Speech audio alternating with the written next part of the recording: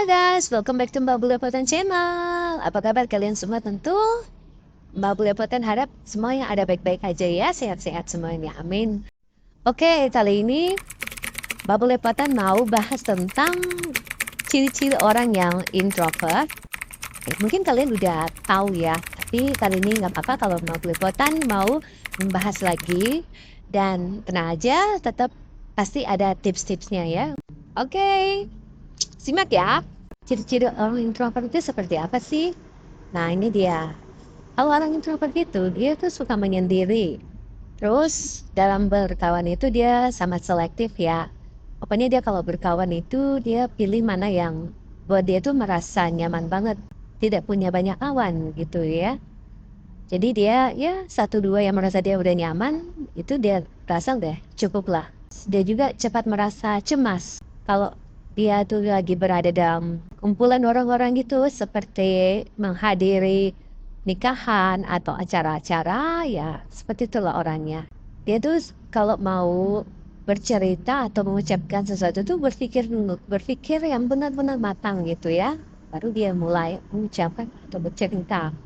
Kelihatannya memang looks seperti orang pendiam, bisa menjadi teman atau pendengar yang baik. Nah, bagaimana caranya kita menghadapi orang yang introvert ya? Ini ada tipsnya nih. Kalau orang introvert itu, ya mungkin contohnya kalau dia tuh lagi marah, mungkin lebih sulit daripada biasanya gitu. Karena mereka tuh kalau marah, itu memiliki kepribadian yang suka memendam perasaan sendiri. Akan tetapi, sama seperti manusia pada umumnya, introvert juga memiliki batas kesabaran. Sehingga penting bagi kita untuk mengetahui bagaimana ya cara tuh ngadepin orang introvert kalau mereka tuh lagi marah. Kalau mereka tuh sedang marah, itu tipsnya itu ya satu gitu.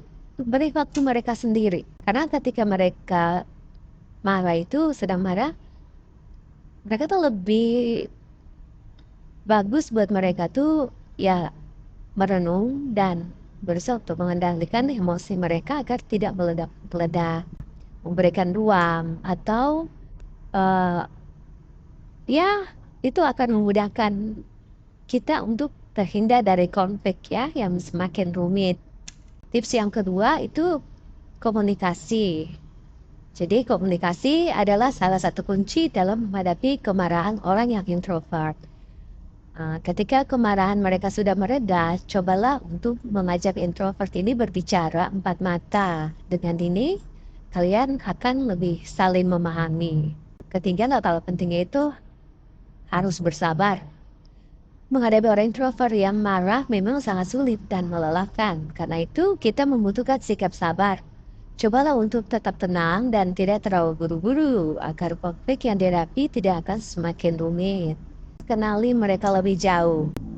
Ini adalah cara lain untuk menghadapi orang introvert yang sedang marah, adalah mengenal mereka lebih jauh. Walaupun memang terlihat sulit ya, karena introvert cenderung tertutup. Tapi tidak ada salahnya untuk mencoba. Yang kelima tuh dengarkan. Saat introvert sudah bersedia untuk berbicara dan menyelesaikan konflik, ya cobalah kita untuk mendengarkan segala keluh pesannya dengan penuh perhatian dan empati. Ya, jadi tunjukkan kita itu mau mengerti. Hindari memotong atau mengganggu pembicaraannya kalau dia sedang ngomong ya. Keenam, ajak beraktivitas. Nah, apa yang dia minati? Kalau dia suka berolahraga atau misalnya jogging gitu pagi-pagi, ya udah kita ajak aja jogging sambil ngobrol gitu dengan dia. Ini ada juga Mbak Belepotan kasih tips buat kamu. Kalau kamu sendiri itu adalah orang yang introvert. Nah, cara bagaimana orang introvert itu mau bergaul gitu ya. Biar kamu juga dengan mudah berada di tengah-tengah orang-orang. Bersosialisasi itu lebih mudah, lebih merasa nyaman. Yang pertama itu, kamu perhatikan lingkungan sekitar. Jadi cara mengatasi sulit bersosialisasi itu pada introvert adalah dengan memperhatikan lingkungan sekitar. Ya, kamu bisa coba memulai komunikasi di tempat yang relatif sepi, sehingga komunikasi pun merasa menjadi lebih nyaman. Yang kedua, mulai dari kelompok yang kecil gitu. Jadi kamu tak perlu terburu-buru untuk berkomunikasi. Kamu bisa mulai bersosialisasi dalam kelompok yang kecil. Dan hal ini tentunya akan membuatmu merasa lebih nyaman saat berkomunikasi.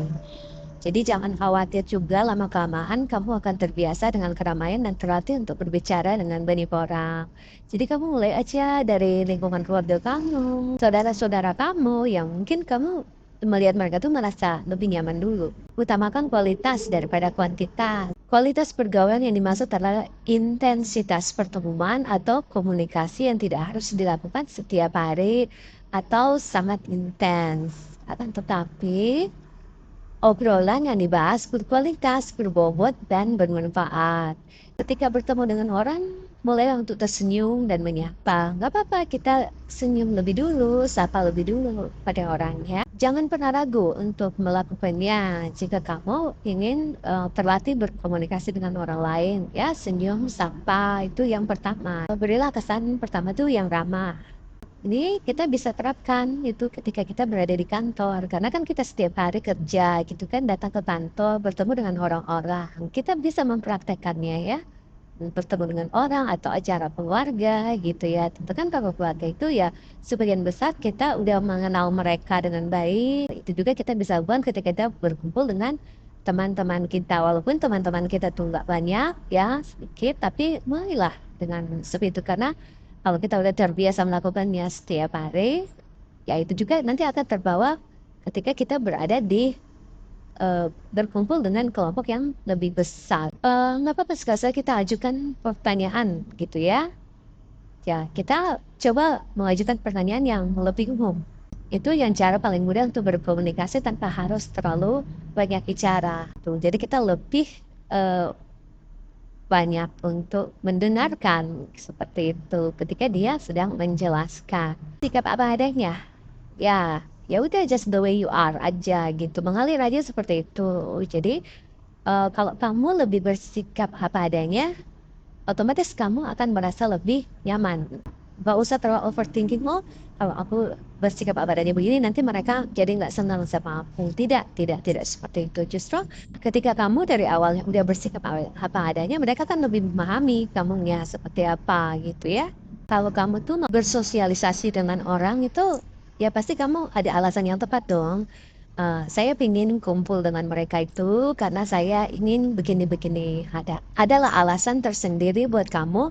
Ya tentunya kamu pilih berada di lingkungan yang positif. Ada satu hal yang saya rasa tuh bermanfaat banget buat diri saya gitu. Kamu lah yang paling tahu ya. Jadi efeknya ke kamu itu apa? Kita sebisa mungkin ya hindari kebiasaan kita untuk memotong pembicaraan. Jadi kalau orang itu lagi ngomong, udah coba dengarkan aja, fokus gitu ya. Jadi ketika dia udah stop gitu, nah baru kita masuk ya. Jadi jangan dulu langsung dia baru ngomong terus tiba-tiba kita mau tahu pembicara gitu, terus kita yang ngomong gitu kan. Jadi terkesannya kurang baik. Kamu juga boleh menemukan kesamaan gitu ya dari orang-orang terdekat. Ketika kamu memiliki kesamaan dengan misalnya teman kamu ada hobinya yang sama dengan kamu, misalnya hobinya bermain sepak bola, punya hobi yang sama, punya kesamaan lah ya. Jadi akan merasa lebih nyaman, lebih nyambung gitu, lebih cepat bergaul. Tips selanjutnya, beri pujian. Misalnya dia lah habis melakukan sesuatu gitu, jangan segan-segan kita untuk memberikan pujian ya. Jadi orang tuh merasa senang gitu ya. Seperti kita aja, kita kalau misalnya pun ya ada yang memuji kita atau apa yang merasa senang lah dengan apa yang kita lakukan, ya pasti kita juga akan merasa senang. Oke, sekian dari Mbak Bulepotan. Semoga ini bermanfaat buat kalian. Jangan lupa ya di like, comment, subscribe ya. On the next channel. Bye-bye.